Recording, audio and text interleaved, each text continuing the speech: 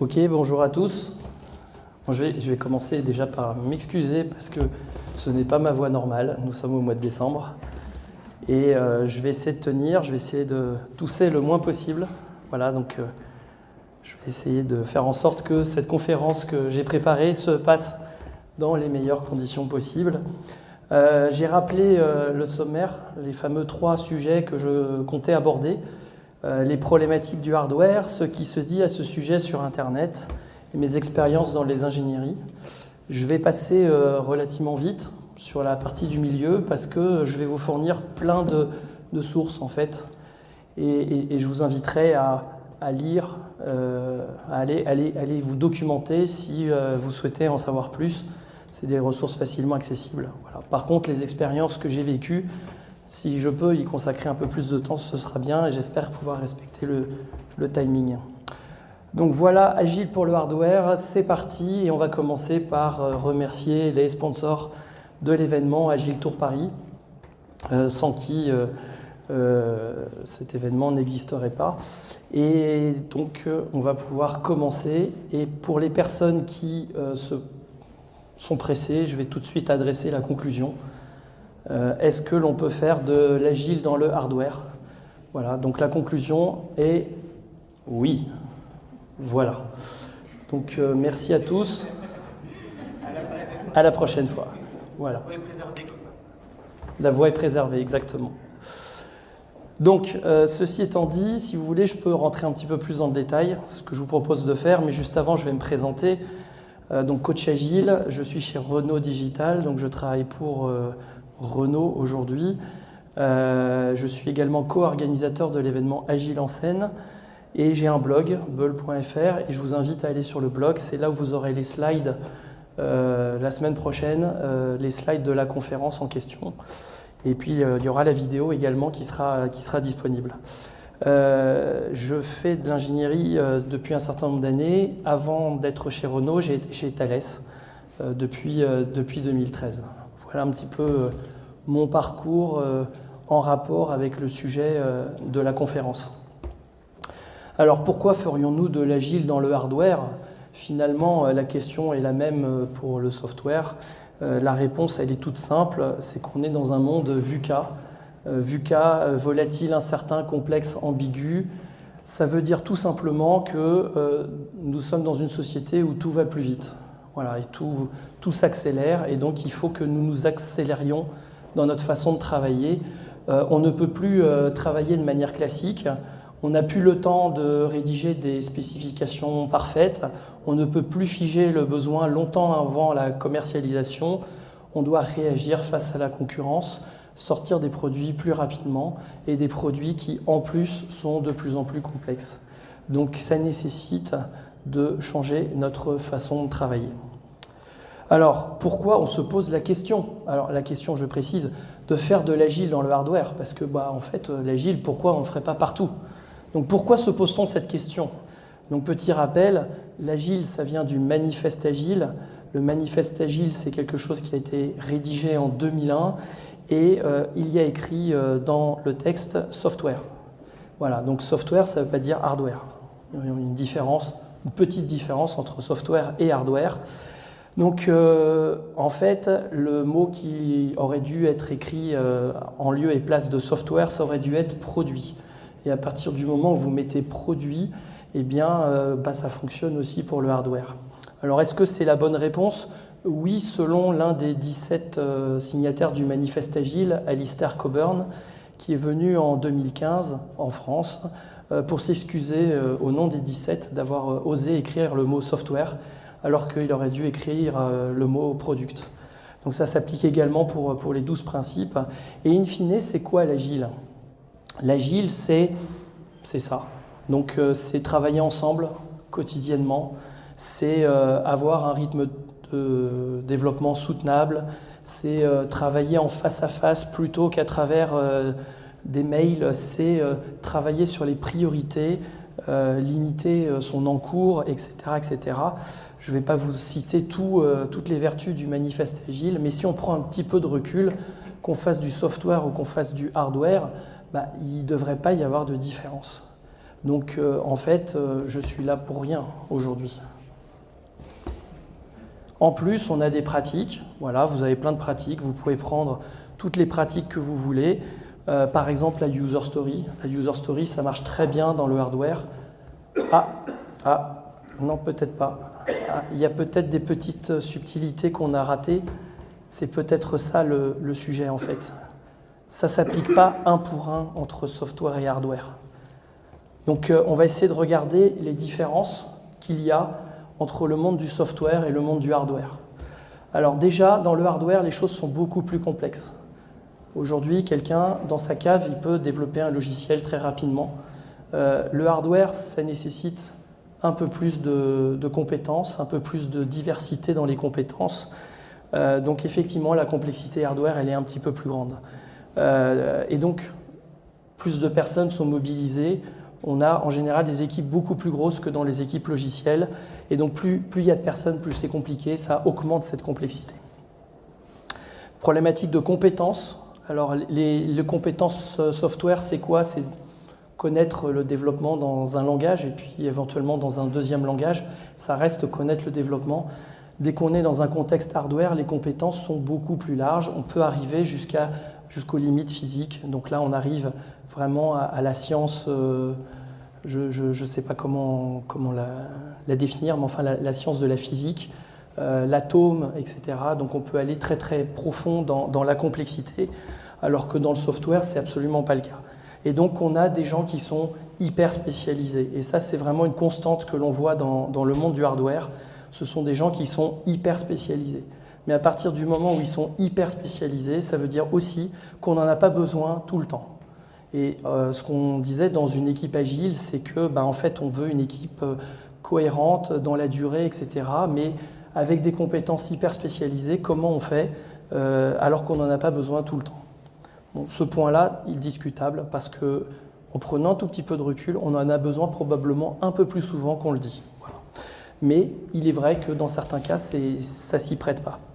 Alors, autre élément, les coûts de fabrication sont plus importants. Fabriquer un software avec l'intégration continue, ça coûte 0, ça compile dans la nuit, le lendemain matin, on a le résultat, voire même en 5 minutes selon la complexité. Fabriquer une carte hardware, fabriquer un matériel hardware quelconque, c'est un petit peu plus long. Alors, on a l'impression 3D, alors on a plein de techniques d'impression qui existent, qui sont intéressantes à creuser. Mais in fine, ça coûte quand même, dans tous les cas, plus cher et plus long à fabriquer que du software. Et donc, les coûts dans un contexte hardware sont beaucoup plus élevés. Et donc, on doit moins souvent se tromper ou pas, peut-être. Voilà. Alors, autre élément important, c'est quoi un backlog item? Alors, je rebondissais tout à l'heure en parlant de user story. En tant que utilisateur, je veux pouvoir consulter mon compte afin de voir mon solde. Voilà, bon, ça c'est la phrase classique. C'est super facile, c'est très proche de l'utilisateur, ça correspond à un écran sur un ordinateur. Maintenant, vous prenez le petit composant hardware, je ne sais lequel, regardez dans le dessin, prenez celui que vous voulez. En tant que... c'est beaucoup plus compliqué à conceptualiser. Alors on peut le conceptualiser, j'ai déjà fait, en disant en tant que composant voisin, je veux de ce composant tel service. Ça peut être un moyen de matérialiser un backlog item. Ou alors, tout simplement, il ne faut pas utiliser cette construction-là et rester dans l'état d'esprit de ce que c'est qu'un item de backlog, c'est-à-dire un élément de travail qui aboutit à un résultat que l'on peut faire bénéficier à quelqu'un d'autre. Voilà, donc ça peut être un moyen, donc c'est une tâche de réalisation. Alors je vous donne un exemple très simple, j'ai besoin d'un câble. Voilà, un câble. Donc mon besoin, je vais l'exprimer en donnant le brochage, en donnant le type de connecteur, la longueur du câble, enfin bon, tous les paramètres pour pouvoir fabriquer le câble. Le livrable que j'ai, c'est le câble fabriqué. Voilà, un backlog item. C'est un exemple. Alors l'autre élément important, c'est que dès qu'on parle de hardware, très rapidement, on arrive à la thématique du mot système. Alors moi, je travaille dans le monde de l'automobile. Notre système, c'est une voiture. Et donc une voiture, c'est un assemblage d'un grand nombre de pièces. Et chaque pièce a été fabriquée avec amour par plein de gens. Et la difficulté de faire une voiture qui fonctionne, c'est qu'il faut assembler toutes les pièces ensemble et qu'ensemble, elles fonctionnent. C'est ce qu'on appelle une complexité de niveau système. Alors, le système, c'est quelque chose que dans le monde industriel, on pratique beaucoup. Ça s'appelle l'ingénierie système. Et l'ingénierie système fonctionne en cycle en V. Donc, le cycle en V, c'est vraiment, vous faites des exigences. Alors, exigence, story, ça ressemble un peu, mais c'est un peu différent. Mais il y a quand même quelques points communs. Je ne vais pas rentrer dans le détail sur ce point-là. Dans tous les cas, on a des exigences qui sont au niveau système. Et le travail qui va être fait, dans un premier temps, c'est faire une allocation système. C'est-à-dire, en gros, dire quelle partie du système va être responsable de cette fonctionnalité. Et donc, vu que les systèmes sont de plus en plus complexes, on constate une chose, c'est qu'un sous-système ne peut pas vivre autonome tout seul. Il va avoir besoin de l'aide des autres sous-systèmes voisins. Donc, on va avoir tout un travail de niveau système pour pouvoir définir le use case que l'on veut implémenter, voir quel est le système responsable pour l'implémentation de la fonctionnalité, mais également identifier les systèmes qu'on peut appeler contributeurs qui vont apporter leur aide pour réaliser le service. Donc tout ça, c'est un travail que l'on fait en discutant, c'est un travail que l'on fait sur le papier, ça s'appelle des spécifications. Et pendant ce temps-là, on ne fait pas de réalisation. Voilà, donc ce temps-là, malheureusement, on ne peut pas y couper. Voilà, c'est pour ça qu'on est encore en cycle en V. On ne peut pas y couper parce que derrière, il faut savoir quoi réaliser. Donc on a des composants physiques ensuite qui interviennent et ces composants physiques se nourrissent de ces éléments-là et ces composants physiques, eh bien, ils ont besoin de savoir je contribue en quoi dans ma partie. Voilà. Donc l'activité système est nécessaire, l'activité de réalisation sous-jacente, elle est nécessaire aussi et ces deux activités sont décorrélées. C'est le principe du cycle en V. L'approche agile, c'est de dire essayons de faire que ces deux instants soient le plus rapprochés possible et tendre vers avoir ces moments en parallèle. Alors le parallèle strict n'est pas possible, probablement pas, quand c'est très complexe, mais c'est de tendre vers ce parallélisme d'activité. Voilà. Et puis l'autre ingrédient qu'on a dans l'ingénierie système, c'est les fameux jalons. Il y a une conférence Ciel mon jalon tout à l'heure, je vous invite vraiment à y aller. C'est un petit atelier à ce sujet. Et le jalon, c'est très simple. On doit, à un instant T, valider l'intégralité du système avec une phase de maturité du cycle en V. Voilà, donc ça ne colle pas du tout avec l'approche agile, mais ça reste quand même un point de rendez-vous où tout le monde essaye d'être au rendez-vous. Et puis tout le monde est au rendez-vous puisque, bien entendu, vous connaissez la pratique qui est l'indicateur PASTEC. Voilà. Alors ceci étant dit, voilà, le hardware c'est plus compliqué que le software. J'espère que je vous ai convaincu là-dessus. Par contre, le software est en train de manger la planète. Voilà, software is eating the world. C'est Mark Andreessen qui l'a dit, donc vous avez les liens en dessous. Et le premier qui a réagi, c'est Jeff Immelt, qui est CEO de General Electric. Et qui a dit oui, il faut y aller. Alors, rappelons-nous, le monde il va beaucoup plus vite.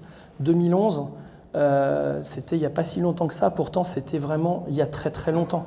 2011, on est 4 années après la sortie de l'iPhone.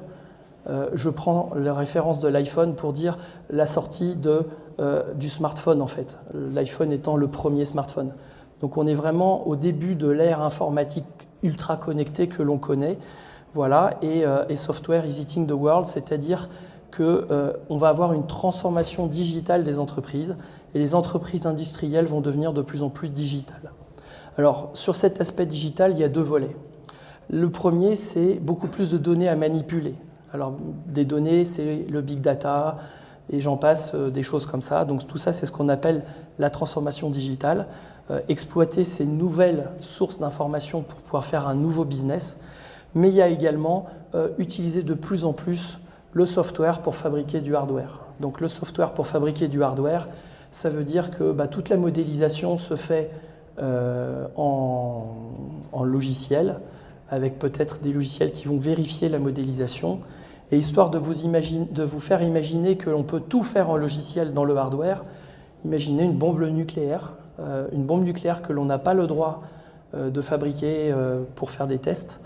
Et bien forcément, tout est fait en software, alors que c'est un hardware pur.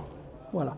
Donc là, c'est un exemple extrême que je vous donne, mais effectivement, on utilise de plus en plus la modélisation numérique pour pouvoir fabriquer du hardware. Et donc l'hardware, c'est vraiment quelque chose qui intervient à la fin. Et donc à partir du moment où vous avez du software dans le hardware, eh bien toutes les pratiques du software s'appliquent. Et donc on peut faire de l'agile dans le monde hardware plus facilement. Voilà. Donc je vous invite à regarder cette vidéo. Donc là je suis passé sur le volet de ce qu'on trouve sur Internet. Donc ça c'est un de mes collègues de Renault Digital qui a fait une petite analyse en 18 minutes de ce qui se passe dans le monde du hardware. Il a mis en avant dans cette vidéo le fait qu'on a des complexités qui sont en fonction de est-ce que l'on adresse un marché de masse ou pas, et puis le niveau de complexité de ce que l'on veut fabriquer. Voilà, donc c'est deux leviers qui permettent de rendre plus compliqué la mise en œuvre de l'agilité dans un monde hardware ou pas. Et puis il a rajouté bien sûr la dimension automobile s'adressant à une société automobile. Et donc dans sa présentation, il utilise l'exemple du Gripen E, qui est un avion militaire suédois, qui a coûté 5 fois moins cher que l'avion américain équivalent, tout simplement parce qu'ils l'ont développé en mode agile dans un contexte hardware. Donc les gains sont réels, y compris dans un contexte assez complexe hardware. L'autre exemple qu'il met en avant, et je vais y revenir dessus, c'est l'exemple de Wikispeed, qui a été capable de fabriquer une voiture en moins d'1 an. Alors certes, un exemplaire unique, mais une voiture en moins d'1 an. Voilà, je reviendrai sur les 2 points d'après, puisque j'en reparle dans les 2 slides suivants. Alors, Wikispeed, donc ça, c'est en fait, si vous cherchez Agile pour le hardware, très rapidement, vous allez arriver sur Wikispeed. Pour la simple et bonne raison, c'est que la communication sur Internet, sur cette thématique, elle est très rare, elle est très réduite, elle est très secrète. Et donc, le plus communicant, c'est Joe Justice. Et donc, il a fait un TEDx, je vous ai donné quelques liens, il a fait un site, il propose des formations, il en a créé tout un business derrière. Et donc, si vous cherchez rapidement sur Internet, vous allez arriver à la conclusion que la seule expérience qui existe hardware dans le monde, c'est Wikispeed. Alors, c'est l'expérience pour laquelle il y a le plus de communication. Vous avez un livre, Scrum for Hardware, qui est sorti, qui existe en italien et en anglais. Oups, il est dans mon sac, je voulais vous le montrer, mais là, je vais pas le faire, mais voilà, je l'ai lu. Première partie, c'est l'expérience Wikispeed. Et deuxième partie, c'est explication de comment Wikispeed a pu fonctionner. Voilà, donc on reste encore sur cet exemple Wikispeed. Alors, Scrum, voilà, élément important, Scrum. Scrum, ça marche en hardware. Finalement, Scrum, c'est quoi en résumé? C'est de s'aligner tous ensemble au début d'une itération pour arriver à un résultat sur lequel on s'est tous entendus, à une fin d'itération qui est quelques semaines après. Donc sur cet aspect-là, c'est très intéressant, et dans le hardware, ça l'est probablement encore plus quand on a une diversité d'acteurs. Donc la loupe de feedback, ça j'en parle pas parce que c'est tellement évident pour nous. Les compilateurs hardware, donc on a toute une thématique là-dessus. Le développement drivé par les tests, développer les compétences. Le swarming, c'est travailler en essaim, c'est-à-dire finalement faire des groupes de travail en commun pour pouvoir arriver à des conclusions plutôt que de travailler chacun dans son coin. Et l'extreme manufacturing, qui se veut l'héritier de l'extreme programming, qui vient du logiciel, et adapté au manufacturing. Je ne vais pas vous décrire tout en détail. Si vraiment vous voulez creuser sur cet aspect, vous avez l'accès aux livres et également de la littérature en ligne sur ce sujet. Donc l'extreme manufacturing, Donc ça reprend des éléments que j'ai décrits juste avant. Ça a encore connoté Wikispeed, donc la communication elle est vraiment très large sur ce sujet. On a donc des design patterns hardware qui sont intéressants à mettre en œuvre, mais surtout cette notion de intégration continue et déploiement continu. L'idée, enfin, c'est vraiment ça la clé, c'est de dire en software, on compile et c'est fini. En hardware, on compile et c'est pas fini, enfin c'est pas possible. Donc comment on peut faire de l'intégration continue ou du déploiement continu dans un contexte hardware? Alors il s'avère que dans le hardware, vous avez des pièces purement physiques. Alors ça s'imprime de moins en moins cher aujourd'hui. C'est beaucoup plus possible d'en imprimer à intervalles réguliers. Alors quand je dis intervalles réguliers, je ne parle clairement pas en rythme de sprint, parce que ça coûte peut-être un peu trop cher, mais en tout cas en rythme de release, c'est-à-dire 3 mois, voire 6 mois, on peut envisager dans les budgets de réimprimer du matériel hardware. Mais souvent dans le hardware, il y a du software, c'est-à-dire il y a des puces. Il y a des puces avec des langages de développement software. Et là, le software s'applique à plein. Et donc, on peut faire des développements software. Alors, il y a une petite particularité dans ce monde hardware avec du développement de puces. C'est que la puce, elle a une mémoire qui est limitée. Et il faut intégrer tous les développements dans cette mémoire limitée. Et donc, potentiellement, pour implémenter une nouvelle fonctionnalité dans la puce, il faut optimiser des fonctionnalités existantes pour pouvoir rester dans l'empreinte mémoire autorisée. Donc ça, c'est le genre aussi de petits amusements dont on n'a plus grand-chose à faire quand on est dans le monde software, parce qu'il suffit de rajouter une barrette de RAM et on n'en parle plus. Malgré tout, ça fonctionne dans le monde hardware avec ces petits ajustements que l'on rajoute. Alors, le Agile Product Development, donc là, c'est encore un truc qui vient de Wikispeed, donc vraiment, ils sont vraiment partout. Cross-functional team collaboration, donc voilà, travaillons ensemble, multifonctionnel. Oui, c'est logique, ça fonctionne. Travailler en module, donc là, ça fait vraiment conception de votre système doit être absolument modulaire et indépendant. Là, je suis en train de voir encore des contextes de système où c'est enchevêtré, c'est pas bien, donc ces nouvelles façons de concevoir les produits restent importantes. Travailler en permanence avec le client et puis le continuous delivery. Donc c'est vraiment le continuous delivery, la clé qu'il faut développer. Voilà. Et puis alors le useful continuous documentation, ça aussi c'est assez intéressant, puisque dans le cycle en V, on est dans une logique où on fait la doc d'abord et l'implémentation après. Et la logique agile, c'est de dire ok, la doc c'est importante, donc on va la faire, mais est-ce que ça vaut pas le coup de la faire après plutôt qu'avant? Et d'avoir une documentation qui décrit ce qu'on a implémenté plutôt que qui décrit ce qu'on devrait implémenter. Je vous rappelle que si on inverse totalement le V, ça devient un A, le A de Agile, mais ça veut dire aussi qu'on peut inverser totalement la manière de travailler. Et le test-driven development, c'est-à-dire commencer par la fin du cycle en V, on définit les tests et ensuite on implémente, c'est quelque chose qui fonctionne et c'est quelque chose qui peut aussi fonctionner dans un contexte hardware, donc qui est à prendre en compte. J'en reparlerai dans un retour d'expérience. Alors, il n'y a pas que Wikispeed qui existe sur Terre. J'ai réussi à trouver d'autres exemples. Lockheed Martin, donc, qui a fait 8 patterns de succès. Alors, ils ont fait une conférence Agile for Hardware en 2019 à Amsterdam. Et donc, c'est là où, en fait, en creusant un petit peu, vous voyez qu'il y a pas mal de petites conférences hardware qui existent à droite, à gauche, à travers le monde, qui sont en anglais, donc vraiment complètement anglophone. En France, il y a très peu de choses, mais si vous vous élargissez au niveau planétaire, vous allez voir qu'il y a quand même pas mal de conférences. Je ne les ai pas toutes listées, mais c'est là où on voit certains grands industriels qui communiquent sur l'agile. Voilà, donc là, modularité d'architecture, faire des itérations, la cadence, la synchronisation, éléments clés. Alors ça veut dire quoi, cadence et synchronisation?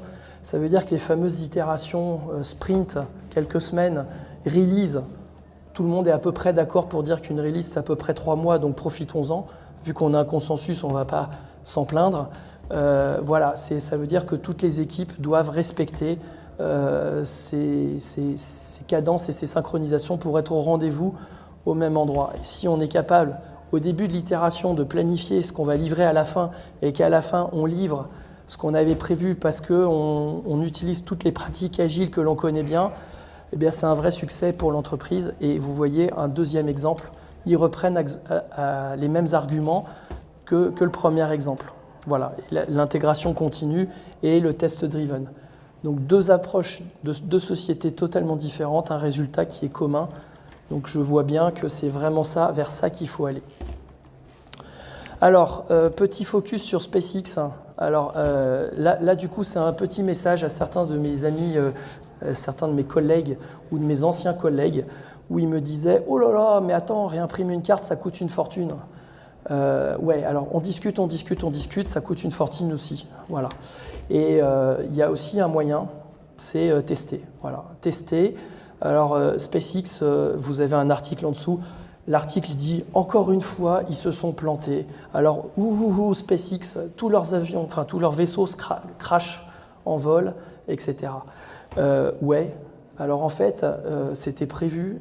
Il y avait une forte probabilité que ça crache. Mais in fine, le test, c'était de vérifier une limite, de vérifier quelque chose, de vérifier du hardware. Et donc, ils se sont rendus compte, et donc ça c'est quand même un enseignement assez intéressant, ils se sont rendus compte que faire exploser une fusée, ça coûte moins cher que de discuter en faisant plein de specs. Voilà. Donc, alors on rigole, à chaque fois qu'on voit « Ah, ils se sont plantés », on dit ben ouais, ils se sont plantés, encore une fois, c'est des nuls. Mais en fait, non, ils apprennent beaucoup. Et ça coûte énormément d'argent faire exploser une fusée, mais in fine, ils font des économies. Alors, ils ont aussi un autre avantage, c'est qu'ils n'ont pas d'historique à gérer. Alors, je vais les comparer à la NASA. Et donc, ils ont sorti une combinaison spatiale. Donc, voici la combinaison spatiale proposée par SpaceX et la combinaison spatiale de la NASA, qui a beaucoup plus d'expérience que SpaceX, vous le savez. Donc, dans quelle combinaison vous auriez envie d'aller dans l'espace? Forcément, celle de gauche. Alors là, ça montre quoi? Ça montre tout simplement que le poids de l'histoire de l'entreprise, ça complexifie le projet. Et des fois, sortir de ce contexte historique de l'entreprise, c'est malsain de le dire dans une entreprise. On va faire différemment, complètement différemment de ce qu'on faisait d'habitude. Mais des fois, c'est vraiment très positif. Donc là, en fait, les coûts de fabrication du scaphandre de droite sont probablement très supérieurs à celui de gauche. Voilà. Et des fois, Eras, on recommence, ça peut être moins cher. Alors, autre élément d'exploration, l'industrial DevOps. Donc DevOps, vous connaissez le DevOps, c'est vraiment le Graal du software pour pouvoir être efficace dans son déploiement. Eh bien, il y a l'industrial DevOps. Vous avez 2 livres blancs qui sont à votre disposition, sur lesquels vous allez pouvoir creuser un petit peu. Voilà, c'est une piste supplémentaire. Et vous avez également le projet Titan, qui visiblement se propose à fournir une plateforme pour pouvoir déployer ce industrial DevOps. Alors, autre élément de recherche, Scrum for Full Scale Manufacturing. Donc là, c'est encore une conférence d'1 heure, encore pour explorer d'autres horizons. Là, je vais vous faire un petit focus sur des groupes de travail qui sont plutôt cachés. Alors, il y en a un, j'en fais partie, donc je suis au courant. Et puis l'autre, en fait, je connais des gens qui en font partie, donc ils m'ont mis au courant. Donc, j'ai récupéré des slides de chacun de ces groupes de travail. Alors, ce sont des entreprises industrielles de renom, vous les voyez. Et en fait, elles travaillent ensemble. Et elles travaillent ensemble pour essayer de converger, pour essayer de trouver des modèles. Alors, Agile at Industrie, à gauche, c'est que des sociétés françaises. À droite, c'est beaucoup plus international. Mais ils travaillent ensemble et ils font vraiment des expérimentations dans le monde agile. Et en fait, les propositions qu'ils sont en train de construire sur les sujets de réflexion qu'ils sont en train de mener, c'est, in fine, on va produire un livre blanc qu'on va faire partager à tout le monde. Donc quand ces livres blancs seront là, on pourra bénéficier de leurs travaux. Alors je pense qu'en cherchant un petit peu, on peut trouver quelques éléments de leurs travaux, mais le livre blanc n'est pas encore sorti. Voilà, alors Peugeot, en fait, font du safe, semble-t-il. En tout cas, il y a une conf qui en parle. Pourquoi je fais un focus sur celle-là? Parce que j'ai fait un petit montage de 14 minutes d'une conf qui dure 40 minutes. Comme ça, si vous voulez regarder l'expérience Peugeot en 14 minutes au lieu de 40 minutes, allez sur mon blog. Voilà. Mais il n'y a pas que Peugeot qui fait de l'agile. Vous avez... donc ça, c'est le prochain événement qui est organisé dans un monde agile pour le hardware. Donc comme je vous ai dit, en France, il n'y a pas grand-chose. Mais si vous êtes au niveau planétaire, vous avez plus de choses. Donc Silicon Valley, si vous avez envie de vous faire des vacances en février, bien profitez-en. Et là, vous avez Volvo, Toyota, Ford, Microsoft, Audi. Tiens, Microsoft, intéressant, qui sont présents et qui vont travailler sur les frameworks, etc., etc. Donc en fait, il se passe plein de choses dans ce monde hardware quand on cherche un petit peu sur Internet. Mais il n'y a pas énormément de documentation. C'est des choses qui se font un petit peu dans le secret. Donc c'est assez difficile de récupérer tout ça. Mais on voit bien que beaucoup d'acteurs, beaucoup d'entreprises sont très actifs dans ce domaine. Et quand je vois certaines annonces de presse comme quoi telle entreprise va sortir tel produit ou telle série de produits, je me dis, vu la complexité du monde dans lequel on est, vu la vitesse à laquelle ils sont capables de sortir le produit, soit c'est un effet d'annonce qui va faire flop, possible, soit ils sont passés à l'agile, et agile dans le hardware. Alors, petite question, la Formule 1, est-ce qu'elle est agile ? Elle est obligée de l'être, puisque toutes les 2 semaines, à peu près, ils sont susceptibles de pouvoir sortir une nouvelle voiture. Dans tous les cas, la voiture, il faut qu'elle sorte. Il faut qu'elle fasse le circuit. Soit on prend le backup, c'est-à-dire la version d'avant, soit on prend la nouvelle version. On a le choix et puis on peut changer des paramètres, etc. Mais finalement, la Formule 1 est agile. Et c'est purement du hardware. Et puis c'est du hardware ultra complexe. Donc en fait, si eux le peuvent, pourquoi pas vous ? Alors pourquoi pas vous ? Peut-être parce que nous, on est dans la vraie vie, on ne peut pas. Mais pourquoi vous ne pouvez pas ? Parce que nos processus sont trop lourds. Changeons le processus. Mais c'est impossible, l'entreprise m'impose de les respecter. Certes, mais si votre concurrent il a changé le processus, qu'est-ce que vous faites ? Est-ce qu'on est vraiment dans cette situation d'urgence qui fait qu'il faut qu'on change le processus ? En fait, petit scoop, votre concurrent, lui, il a changé le processus. Voilà, petite réflexion fictive. Mais in fine, elle est probablement à garder en tête. Alors du coup, je vais consacrer le reste du temps qui m'est imparti à vous faire quelques petits retours d'expérience. Comme je vous ai dit, j'ai travaillé dans plusieurs entreprises et dans plusieurs contextes hardware. Et en tant que coach agile, je les ai aidés à mettre en place de l'agilité. Et pour moi, à chaque fois, j'étais obligé de me gratter la tête parce que j'ai jamais mis en place 2 fois la même chose. Et donc, il a fallu toujours que je réfléchisse. Alors pourquoi ? Parce que tout simplement, Scrum by the Book pour le software, ça ne s'applique pas. Et donc, il faut toujours extrapoler, trouver un moment de recul pour arriver à trouver un pattern qui correspond aux besoins qui est présenté. L'autre raison, c'est que les gens ne sont pas les mêmes. Et donc, des choses qui marchent avec une personne ne marchent pas forcément avec une autre personne. Et troisièmement, le projet il est assez différent et la problématique que rencontre le projet est assez différente et potentiellement l'avancement du projet est assez différent. Et donc on ne peut pas utiliser une et une seule recette et il va falloir adapter. Alors je vous avais montré tout à l'heure tous les frameworks, il y en a plein, vous pouvez puiser. Voilà. Et l'idée c'est vraiment de faire la potion magique qui fait que ça marchera. Donc dans le premier cas, c'était une carte de communication. Alors moi je suis allé au kick-off. Voilà, j'ai fait mon petit discours agile et puis je leur ai dit après, il est midi, on va aller manger.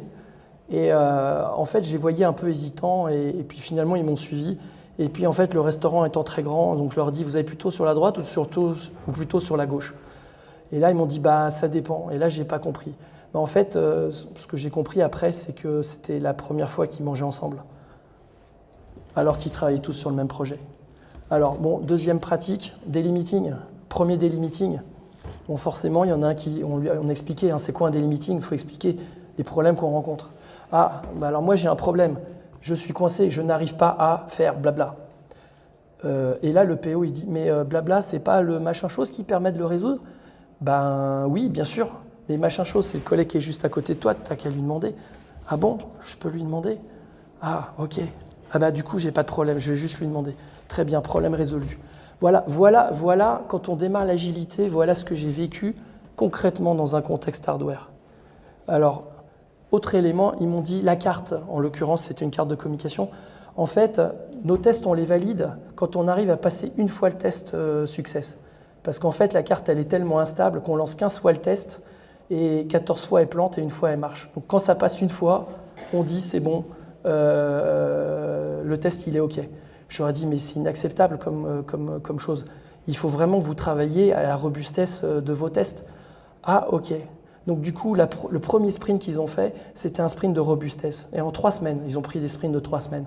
En 3 semaines, ils avaient réglé tous les problèmes de robustesse qui traînaient depuis des mois. Voilà. Alors par contre, fail, test en continu. Il leur fallait 3 semaines pour tester tous les cas de test parce que c'est compliqué dans le hardware et puis il y avait beaucoup de main-d'œuvre. Donc à la fin des 3 semaines, ils avaient fait tous les tests de non-régression et ils recommençaient. Donc c'était pas très efficace. Donc ça, c'était un fail. Par contre, le grand succès, c'était la démo de release. Démo de release, on a organisé 6 spots de 10 minutes et donc on a fait venir 35 managers, tous les managers concernés par le produit, et on les a fait tourner dans les 6 spots de démo. Et donc pour la première fois, on avait des gens qui en binôme présentaient un produit qu'ils avaient fait ensemble alors qu'ils étaient dans des services différents. Et bien ça a été déjà une révolution dans le département où ça s'est passé. Alors dans un deuxième contexte, un développement au niveau driver. Donc là, quand on est au niveau driver, on est dans du microcode ou dans de l'OS. En tout cas, on est dans du développement logiciel bas niveau. Et donc là, le développement, enfin le soft, ça marche nickel. Alors il y a des ajustements hardware. Alors ils font des ponts avec des fils pour adapter. Je leur ai dit, réimprimez votre carte. Bon, ça, j'en avais parlé tout à l'heure, donc je vais pas revenir dessus.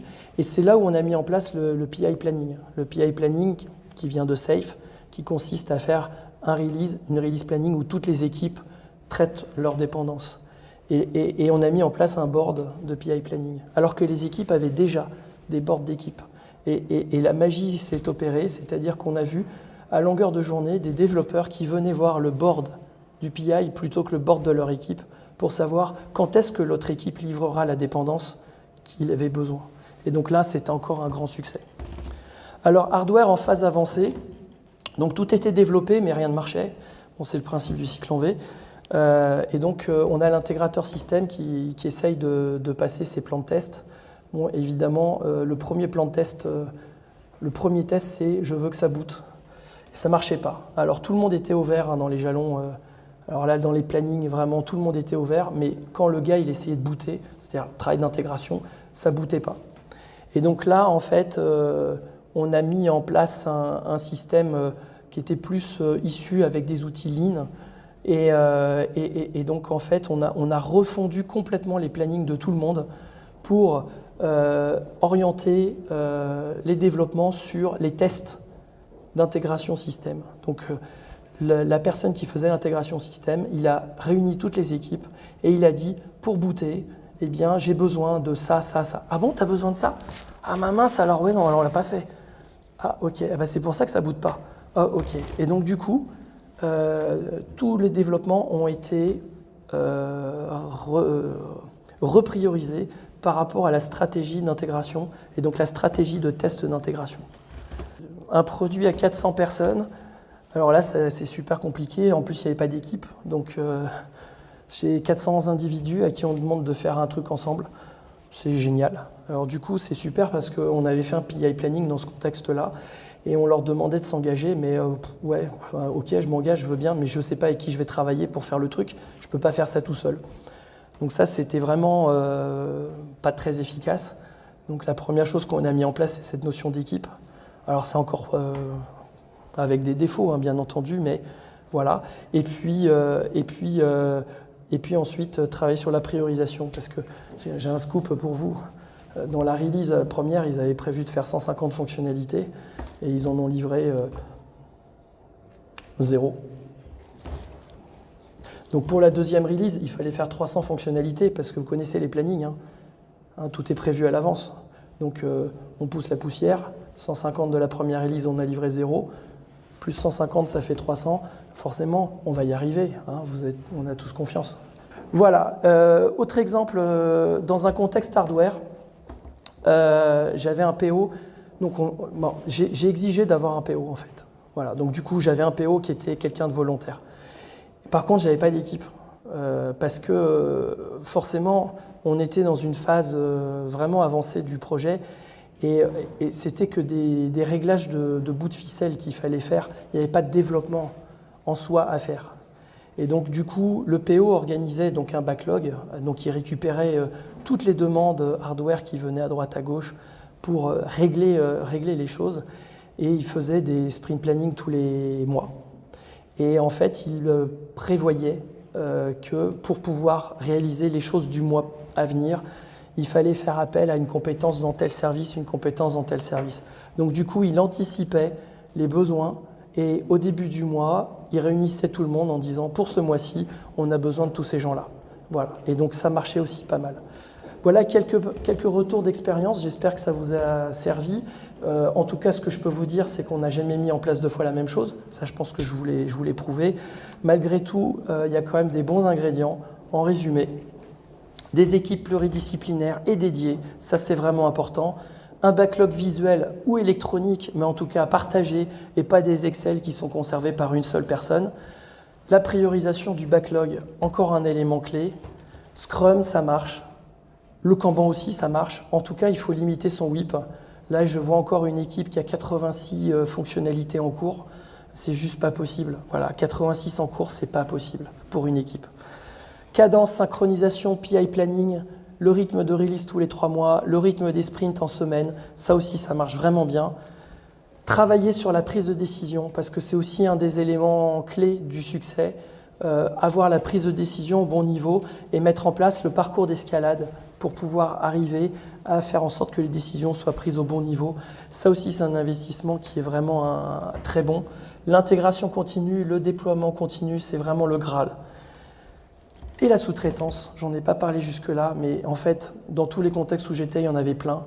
Travailler en partenariat avec la sous-traitance et pas en contrat livrable avec une release note parfaitement détaillée. Voilà. Ok, demandez à votre sous-traitant de vous livrer une version intermédiaire et on la teste ensemble et on la valide ensemble. Et à la fin, quand on l'a validé ensemble, vous faites un livrable selon les termes du contrat. Ça aussi, ça fonctionne. La release review, c'est aussi un point important parce que la release review, c'est acter le travail de tout le monde. Et donc, par exemple, sur un projet à 400 personnes, c'est vraiment clé. Et enfin, last but not least, la rétrospective. Ça, je pense que je ne prêche que des convaincus. La rétrospective, ça change tout.